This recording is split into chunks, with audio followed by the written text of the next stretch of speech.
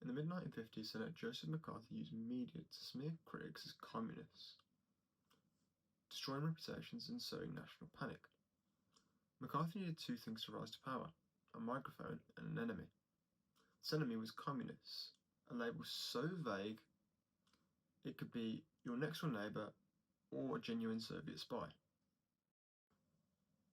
Today, Reform UK and its media allies wield the same tactic, but their boogeyman are migrants, woke elites, and, well, Marxists. The goal? Fracture trust so deeply that loyalty replaces logic. And so far, shown by the following clips, it's been relatively successful.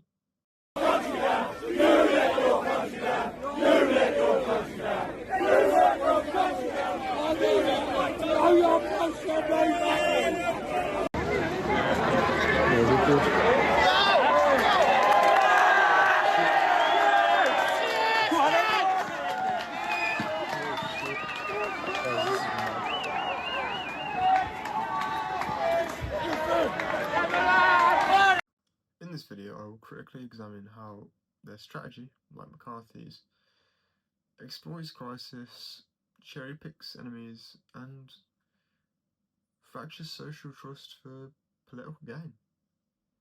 Reform UK have made considerable traction in the recent polls, with a growing segment of electorate viewing it as the most viable potential alternative.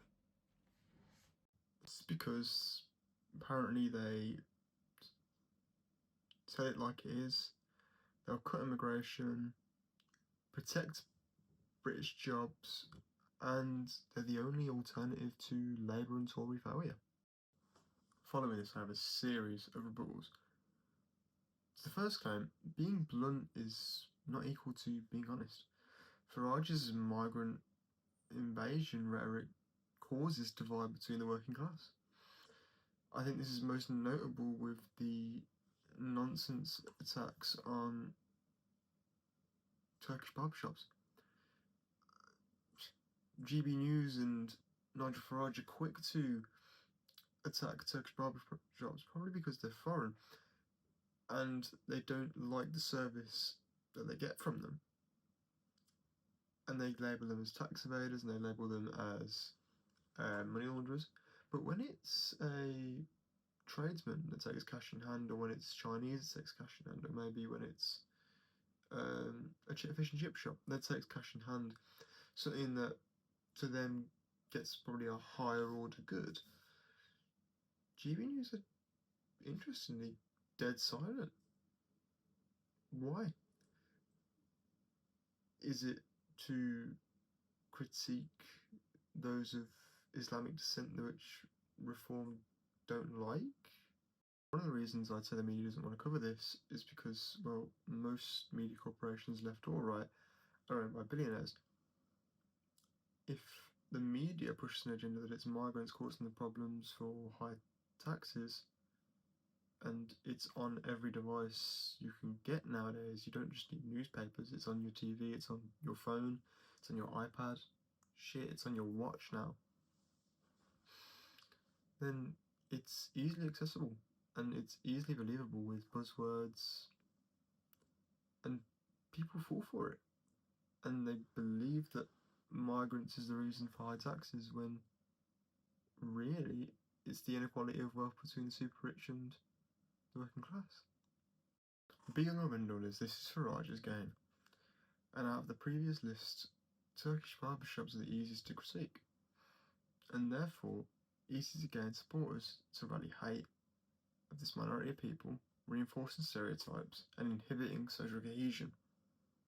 I'm sure there definitely is a correlation between Turkish people and barbershops, but there definitely isn't a positive correlation of Turks and tax evasion or money laundering. You cannot prove that or verify that, but that's exactly what Reform want.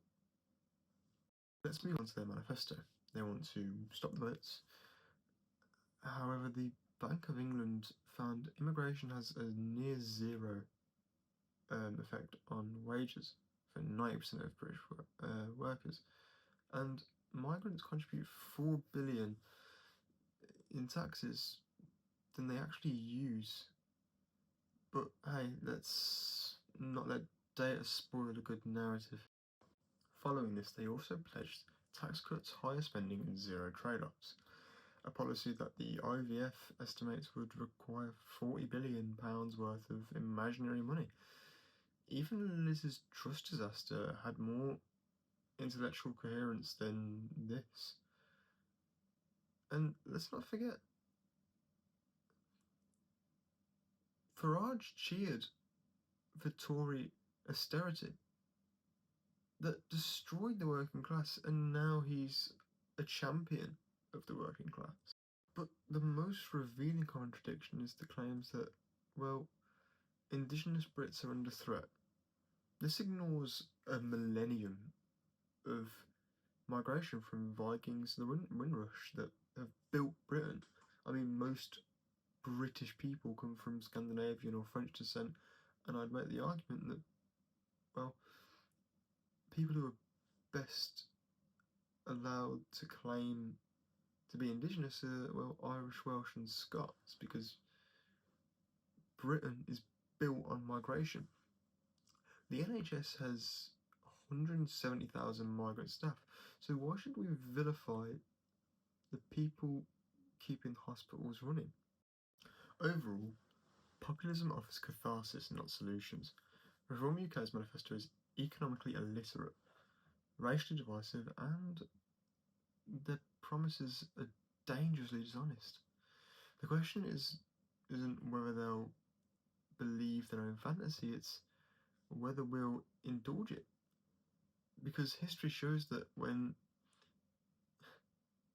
fear becomes the currency of politics, everyone becomes poor. So what are some solutions we can take from this video? Well, we could probably try to be a little bit more not really accepting the right terminology, but try to reconcile with Reform UK voters. We can sometimes be condemning of them, which is fair, and attack them for being not really very intellectual because they believe in the media. However, that further adds to the divide. We need to sit down and have a discussion as if we were Quakers discussing religion, and discuss why we believe in our point of views and have genuine intellectual discussions. I hope this video helped a lot of people who don't really understand Reform UK or opposing arguments to Reform UK. If you have any opposing views or enjoy the video, just comment and I'll probably respond. This is my first video, like sort of political commentary, but I do intend to do philosophical commentary as well. So if you did enjoy it, liking and subscribing would be greatly appreciated, but you don't have to.